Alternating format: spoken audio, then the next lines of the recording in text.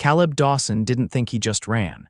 The second, he saw the tiny figure being dragged further out into the ocean, waves crashing over the child's head, he dropped the rusted bucket he'd been using to collect seashells with his daughter and sprinted toward the water.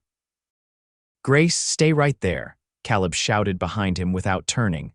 The riptide was fast and merciless, pulling the boy deeper with every second. Caleb dove in, heart pounding, lungs burning as he fought the current.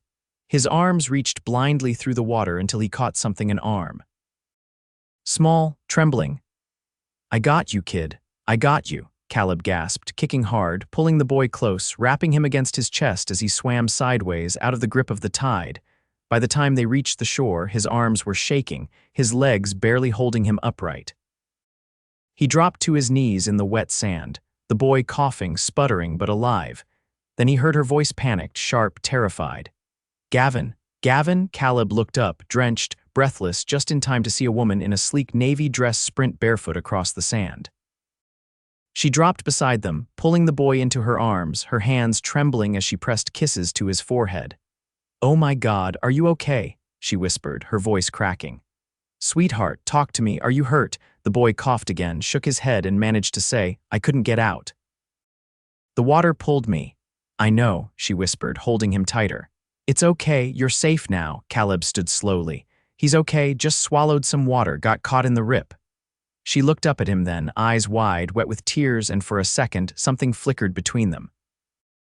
Her face was flushed, her dark hair clinging to her cheeks, but there was something else, a quiet kind of strength behind the panic. "You saved him," she said, standing, still holding her son.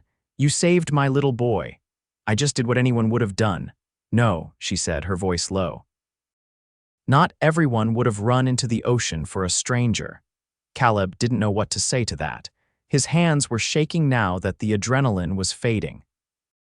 The last few weeks had been hell, working double shifts at the construction site, trying to hold onto the tiny apartment in Venice Beach, juggling childcare with his ex disappearing again. He was exhausted, but he'd do it all again to protect someone's child. "I'm Caleb," he said finally. "That's my daughter, Grace. She's 6. The woman turned as Grace came running up, wide-eyed, her curls bouncing. "Daddy, is he okay?" Caleb nodded. "He's okay, baby." Grace looked at the boy, then at the woman. "You're pretty." The woman laughed softly, a sound that somehow made Caleb's chest tighten. "Thank you, I'm Harper. This is my son, Gavin." Harper, it suited her, strong, elegant, but kind. They all stood there for a moment, 2 single parents, 2 kids, the waves still crashing behind them, and then Harper said, "Please, let me thank you properly." "Can I take you and Grace to dinner tonight?" Caleb hesitated. He didn't even own a shirt without drywall dust on it. "You don't have to, I want to," she cut in gently. "Please." Grace tugged on his hand. "Can we go, Daddy? I want spaghetti." He looked at her, then at Harper, who was smiling now, her hand still resting protectively on Gavin's back. Her eyes were calm again, but something in them lingered, a quiet curiosity. "All right," he said, "but nothing too fancy." Harper's smile widened. "Don't worry, I'll keep it casual," she lied. That night, Caleb stood in front of a restaurant that had valet parking, floor-to-ceiling windows, and people wearing actual suits. He glanced down at his cleanest jeans and button-up shirt. He hadn't owned a tie in years. Grace was bouncing beside him in her favorite pink dress. "This is like a castle." Harper stepped out of a black town car in a red dress that made every single man on the sidewalk turn their head. She wasn't just beautiful, she looked powerful. Caleb blinked. "This is casual." She tilted her head, teasing. "It is for me." They sat in a private corner booth, the kids sharing pasta while Harper ordered wine for them both. Caleb tried to hide how out of place he felt, but she noticed. Of course she did. "You're uncomfortable," she said gently, sipping her wine. He shrugged. "This place probably charges more for a steak than I make in a day." She leaned in. "You saved my son. Dinner's the least I can do." "I didn't do it for a reward."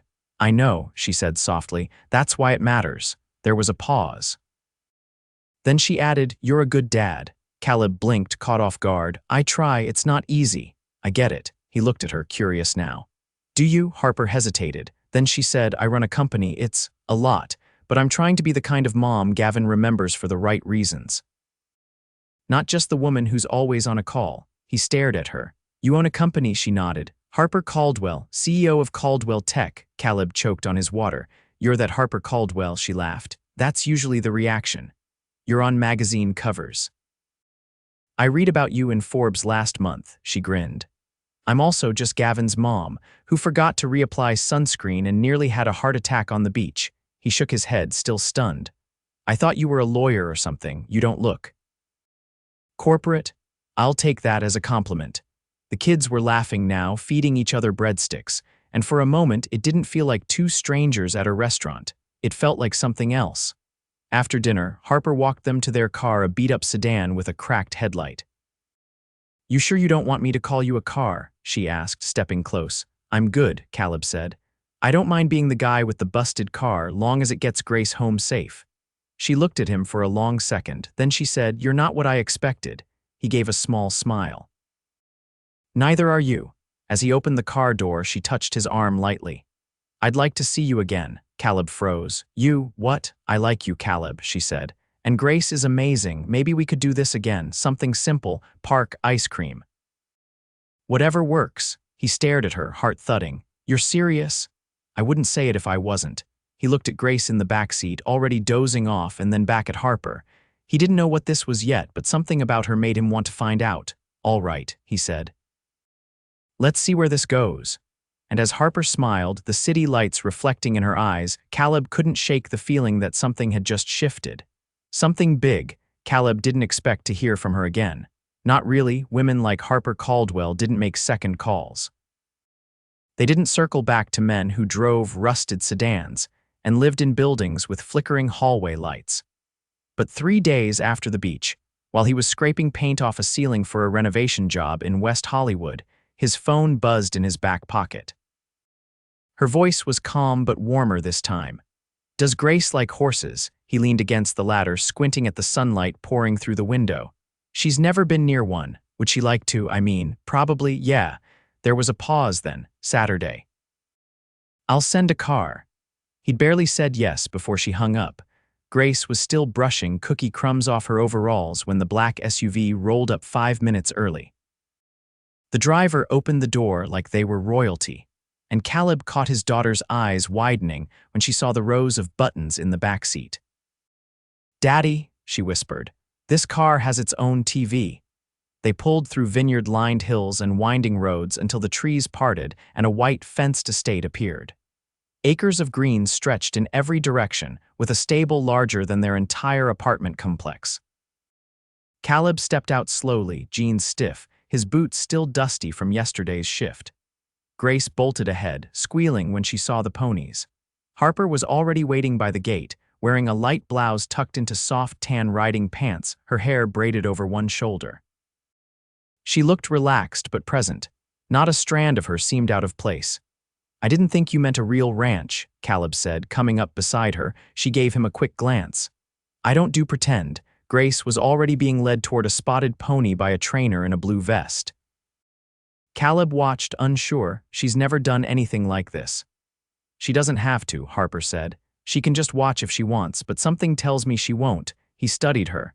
You always this good with kids, Harper kept her eyes on Grace. I wasn't, no, he waited, but she didn't explain. Instead, she turned toward the stables and said, walk with me. They passed rows of stalls, some empty, others with horses calmly chewing hay. The air smelled of cedar shavings and sunlight. Caleb kept his hands in his pockets, resisting the urge to touch anything. How long have you had this place? He asked. I bought it last year, she said. It was either this or a yacht. He raised a brow. You don't strike me as the sailing type. I'm not. Too much ocean, not enough control. That made him laugh, and she glanced sideways at him, a flash of amusement in her eyes before she looked away again. They reached a quiet paddock where a single horse grazed alone. That one's mine, she said, nodding. His name's Rumor. Caleb tilted his head. Why that name? He doesn't like attention. He let that sit for a second. Neither do you, I'm guessing. Harper's jaw shifted, not in the way most people mean it. They watched the horse for a while in silence, then Caleb asked, why me? You could have any guy you want. Why call me? Harper didn't answer immediately. She stepped closer to the fence, resting her hand on the wood. Because you didn't ask for anything, not even a thank you, you just acted. And because you looked at me like I was a person, not a headline. He wasn't sure what to say to that. Compliments didn't usually come wrapped in honesty like that. I guess I just thought you deserved to be seen too, she added. The words hit harder than he expected. They rejoined the kids, who were now feeding apples to a gentle mare. Grace was giggling, her cheeks flushed. Gavin stood nearby, watching her with quiet amusement, his hand still dusty from the feed bucket. Harper crouched to tie Gavin's shoelace and murmured something that made him laugh. Caleb watched her, how natural she looked when she wasn't surrounded by glass offices and executive assistants. He wondered how often she let herself be this version of Harper. Later, she insisted they stay for lunch. The outdoor table overlooked the hills, covered with simple dishes: grilled vegetables, fresh bread, roasted chicken. Nothing fancy, but everything tasted like it came from a place that wasn't rushed. Caleb reached for the lemonade pitcher. You do all this every weekend? No, Harper's voice was quiet. Most weekends I'm in meetings or on flights or putting out fires in boardrooms. So why now? She looked at him, her tone more serious than before. Because I've been missing things, important things. And I don't want to miss them anymore. He didn't ask what she meant. He didn't have to. Afterward, they sat on the swing under the big oak tree while the kids played tag in the field below. Harper's heels were off, her bare feet in the grass, her fingers absently twisting a stray thread on the hem of her shirt. I used to think I had to earn rest, she said after a while. Like I wasn't allowed to stop until everything was perfect. And now I think I was just afraid of what I'd feel if I stood still. Caleb nodded slowly. Stillness is louder than most people think. She glanced at him. You get it, I do. They sat in that stillness together, not saying anything more, and it wasn't awkward, it felt real. When it was time to leave, Grace ran up, breathless, holding a wildflower bouquet she'd picked. She handed it to Harper without hesitation. These are for you, she said. You're really nice. Harper blinked, caught off guard. Thank you, Grace, they're beautiful. We're coming back, right? Grace asked, looking up at Caleb. He looked to Harper, who met his gaze for a long moment before nodding once, almost imperceptibly. Yeah, Caleb said. I think we are. As the car pulled away, Harper stood barefoot in the grass, waving until they disappeared behind the gates. And though she'd spent her life surrounded by power, influence, and control, it was the first time in a very long time she felt something that scared her far more than any boardroom ever had. Hope. Caleb had never been inside a hotel that required a keycard just to use the elevator. Yet here he was, standing in the lobby of the Langford Regency, holding Grace's hand while a staff member in a tailored suit directed them toward the private event floor. He didn't ask how Harper had pulled this off a children's charity gala with less than a week's notice, but judging by the fresh orchids wrapped around every column and the string quartet warming up inside a glass atrium, she could probably rearrange time if she wanted to. Grace wore a pale yellow dress Harper had sent over that morning, still with the tags on. Caleb didn't ask how she knew his daughter's size, but he didn't miss the soft note attached. She deserves to feel like a star. He tried returning the dress. The assistant who delivered it had simply said, she won't take it back. He adjusted the cuffs of his shirt, the only one he hadn't worn to work, and bent slightly as Grace tugged his arm. Daddy, do rich people eat spaghetti too? He laughed under his breath. I don't know, baby. Let's find out. The ballroom doors opened and the air shifted. Candlelight reflected off crystal chandeliers. Every table was draped in deep navy linen, and glasses sparkled like they'd never seen a dishwasher. The carpet beneath his boots was soft enough to lose your balance in. Harper stood near the stage, speaking with an older couple. Her hair was up tonight, a few strands softening what could only be called a power-looking ivory gown that fit like it had been made for her yesterday. She turned when she saw them, and her face changed. She walked toward them without hesitation, heels clicking once on the marble. You made it, she said, stopping just short of him. You sent a car, Caleb muttered. Hard to say no when there's a driver waiting outside your building. Harper looked down at Grace. You look beautiful, she said softly. Grace beamed. Thank you, my dress has sparkles. It does, Harper said, and you wear them better than anyone here. Caleb looked around the room. You always do things this big. This isn't big, she said. This is strategic. He raised an eyebrow. The press is here, she continued, and several board members, but I wanted you two here because it matters, not because it looks good. He hesitated. People are going to talk. They already do, she said. I just stopped caring. Caleb hadn't expected to stay long. He thought they'd eat, clap politely, and leave. But Harper made sure Grace had a seat at the children's table, complete with coloring books and mac and cheese served in porcelain bowls. And when the speeches began, she took the stage like she owned it, not just the platform, but the room itself. I grew up in a house where electricity wasn't guaranteed, she said into the mic. No one expected me to end up here, but someone took a chance on me, and now it's my responsibility to do the same for every child who needs a door opened. The applause was thunderous. Caleb couldn't take his eyes off her. Later, as the crowd thinned and the quartet packed up, Harper found him standing near the balcony, watching the city lights stretch across the skyline. This isn't your scene, she said quietly. He didn't look away from the view. No, it's not. Then why did you come? He turned to face her. Because you asked. For a moment, neither of them spoke. Then Harper stepped closer. You looked uncomfortable during the speeches. I don't do cameras. They weren't on you. They will be, he said.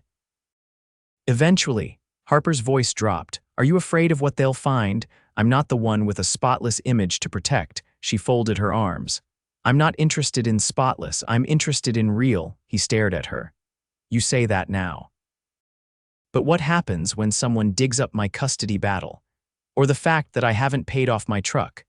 What happens when your board starts whispering about the construction worker with no degree who showed up on your arm? Harper didn't flinch. Then I'll remind them that I own 51% of the company and I don't need permission to care about someone. Caleb inhaled slowly. This isn't just a fling to you. No, she said. Is it to you? He shook his head. It stopped being that the second Grace asked if we'd see you again. Harper's shoulders softened. She's special. She doesn't trust easily, he said. So if she lets you in, that means something. I don't take it lightly. Caleb searched her face for a lie and found none. I want to know more, she said. About you, about Grace, about what your life really looks like when it's not covered in evening gowns and six-figure donors. It isn't pretty, he said. I'm not afraid of messy. He was quiet for a moment, then he said, Grace has a dance recital next weekend. It's in a school gym. The chairs are plastic and the air conditioner barely works. Harper smiled. Send me the time. He looked at her, really looked at her. And for the first time since they met, he let himself think about what it would mean if this wasn't temporary. The drive home was quiet. Grace fell asleep before they hit the freeway, her sparkly shoes dangling off the edge of the seat. Caleb watched her in the rearview mirror, then turned his eyes back to the road, where the lights of downtown blurred into gold and white streaks. He wasn't sure how this story would end. But for the first time in a long time, he wanted to find out. Caleb stood in the hallway of Grace's school, his hands clasped tightly behind his back, eyes fixed on the double doors leading to the auditorium. The smell of cafeteria pizza still lingered in the air, and the hum of parents chatting filled the space around him. Folding chairs scraped against the gym floor as families found their seats. He glanced down at his watch. Harper was late. He wasn't sure why that mattered more than it should. Maybe because Grace had saved her a seat in the front row. Maybe because she'd whispered earlier that Harper would definitely come, the same way she whispered when she wanted to believe something before it was true. The doors opened. Harper stepped in, heels in hand, her flats already on, black slacks and a pale blouse tucked neatly beneath a short trench. Her hair was swept back loosely, a few strands undone from the wind. She spotted Caleb instantly. I ran out of a meeting mid-sentence, she said as she approached. My assistant looked like he might cry. You made it, he said. I said I would, he nodded. Grace is in the back with the other kids. She's nervous. She shouldn't be. She gets stage fright. Harper's eyes softened. Then I'll clap the loudest. They slid into the front row just as the lights dimmed. The first few acts passed in a blur of shaky tambourines and offbeat clapping. Then Grace stepped onto the stage. Her dress was simple, her hair in a high ponytail. She didn't look toward the audience until the music started. Caleb held his breath. The song was soft, an instrumental piece with long piano notes. Grace took a step, Then another, her arms rising slowly, a beat behind the notes. But then her eyes flicked to the front where Caleb sat and Harper beside him, both watching her like she hung the stars in the sky. And Grace straightened. She danced, not perfectly, not without stumbles, but with something bigger conviction. Like she knew someone out there believed she belonged on that stage. When it ended, the applause was deafening. Harper stood first. She clapped until Grace grinned so wide her cheeks puffed, and then raced off into the wings. Caleb turned to her. "You didn't have to stand." She did. After the recital, they waited in the courtyard. Grace came flying out with a certificate clutched in her hand. "I didn't cry," she announced. "You were brilliant," Harper said, crouching to her level. "You were brave and graceful. And I'm very, very proud of you." Grace threw her arms around her neck without hesitation. Caleb watched them, something shifting in his chest that he hadn't let shift before. Not fully. They walked back to the car slowly, the evening breeze catching the edge of Harper's coat. "I have something to tell you," she said as they reached the sidewalk. "It's not dramatic, but it's important." Caleb looked at her. "Okay, I stepped down as CEO this morning," he blinked. "What? I'm still on the board, I still own the majority of the company. But I'm no longer in charge of the day-to-day." He stared at her. "You've been building Caldwell Tech your entire life." "I know." "Why now?" She hesitated. "Because I realized I was building something that didn't leave space for a life I actually wanted. I missed too much with Gavin already." "I don't want to miss more." Caleb was quiet. "I've spent years choosing the version of me that looks strongest on paper," she said. "But the version that matters is the one who shows up for the people who matter." He studied her. "And you're sure?" "No," she said honestly. "But I'm ready." They stood there for a long second, the street quiet, the city pulsing in the distance. "I got offered a foreman position," Caleb said. "Higher pay, better hours, I'd be off-site more, less hands-on. And I said yes." Her brows lifted just slightly. "For the same reason," he added. "I want to build something that doesn't mean coming home too tired to help with homework." Their eyes met. "Do you want to come over for dinner?" he asked. "It's not a vineyard or a 5-star rooftop, but Grace wants to make spaghetti. And she's very proud of her garlic bread." Her answer came without hesitation. "I'd love to." The apartment was small, the floor creaked in the hallway, the kitchen light flickered if you leaned on the counter too hard. But there was warmth, real warmth in the way Grace stirred sauce with mismatched oven mitts and insisted Harper sit at the table like a very important guest. Harper didn't complain once when pasta sauce splashed on her sleeve. She helped set the table, listened to Grace's retelling of the performance 3 times, and asked thoughtful questions about each part. When Grace fell asleep on the couch, curled in a blanket with tomato sauce on her cheek, Harper looked at Caleb over the rim of her water glass. "I've been to events with heads of state," she said, "but this is the best night I've had in years." "You mean that?" "I do." He leaned forward.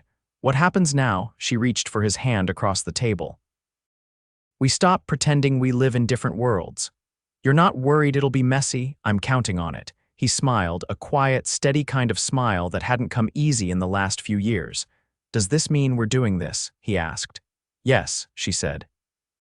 "We're doing this." When she kissed him, it wasn't in the middle of some grand ballroom or under a chandelier.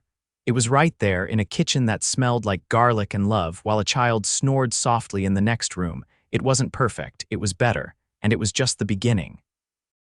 The morning sun filtered through the windows of Caleb's apartment, casting long golden streaks across the hardwood floor.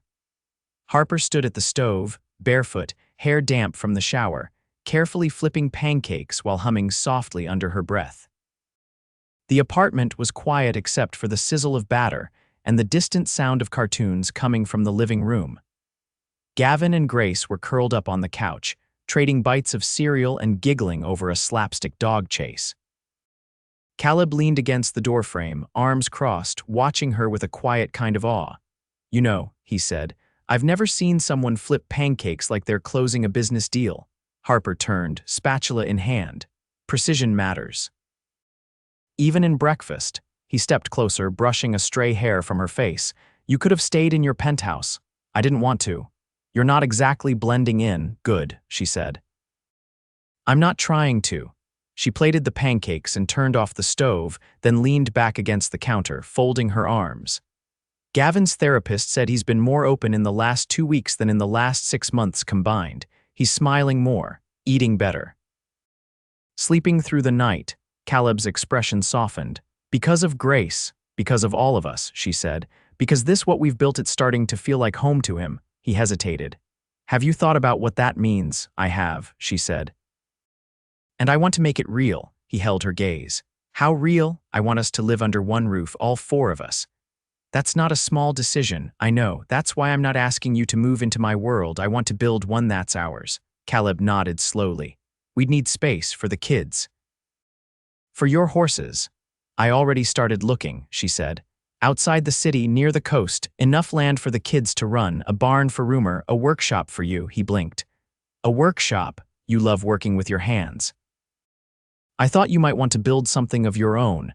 He stepped back, staring at her. You thought of everything. I thought of you, she said. And what you might want if you weren't always carrying the weight alone.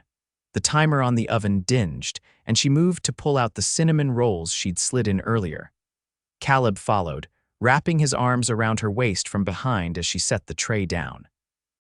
You scare me sometimes, he said quietly. Why? Because you see things in me I never thought someone would. She turned in his arms, resting her forehead against his. That's how I know it's real. Later that afternoon, they drove out to the edge of Malibu, to a property nestled behind cedar trees and wild lavender. It had a wraparound porch, a vegetable garden half-grown and forgotten, and a barn that needed repairs but stood steady. The real estate agent handed Harper the keys with a knowing smile and stepped aside. The 4 of them walked through the house slowly. Gavin claimed the bedroom with the slanted ceiling. Grace chose the one with the window seat. Caleb ran his fingers over the exposed beams in the living room and murmured something about refinishing them. Harper didn't say a word until they reached the backyard, where the ocean shimmered faintly in the distance. This is the one, she said. You sure? It isn't perfect, she said. But it's ours to make perfect. Caleb looked around, then back at her. You're not afraid? I've been afraid for a long time, she said. But not of this, not of you. He pulled her close, kissing her slowly, deeply, the kind of kiss that felt like a promise. When they finally broke apart, she whispered against his mouth, "Marry me," he blinked. You serious? I am. You're proposing to me. I'm asking you to build a life with me, all of it. No secrets, no safety nets. He stared at her, speechless. She added, I already have a ring. It's in the glove box, he laughed, stunned. Harper, say yes. He didn't hesitate. Yes. They married in the backyard 3 weeks later, surrounded by friends, neighbors, and a few stunned former colleagues who couldn't believe Harper Caldwell had traded her penthouse for a farmhouse. Grace and Gavin walked hand in hand down the aisle, showering petals from old mason jars while Caleb waited at the makeshift altar, wearing a tailored navy suit Harper had chosen for him. She walked barefoot across the grass, wearing a soft ivory dress that flowed like water and holding a bouquet of wildflowers Grace had picked herself. They exchanged vows with trembling voices and full hearts, and when they kissed, the wind rose like it was blessing them. The reception was simple long tables under string lights, homemade food, music played from a Bluetooth speaker. Gavin and Grace danced until sundown, Harper's hand never far from Caleb's. They stole kisses between toasts, whispered jokes no one else could hear, and danced slowly under the stars while the rest of the world faded away. Years later, the house was filled with framed drawings, bike helmets by the door, a dog that never stopped barking, and the scent of something always baking. Caleb built furniture in the barn, Harper ran a foundation from her office overlooking the ocean, and every morning began with coffee shared on the porch, their knees touching, silence comfortable. Their life wasn't flashy. It wasn't made of headlines or awards. It was made of laughter echoing through the hallways, mismatched plates, late-night stories, and love steady, unshakable, and real. And they wouldn't have traded it for anything in the world.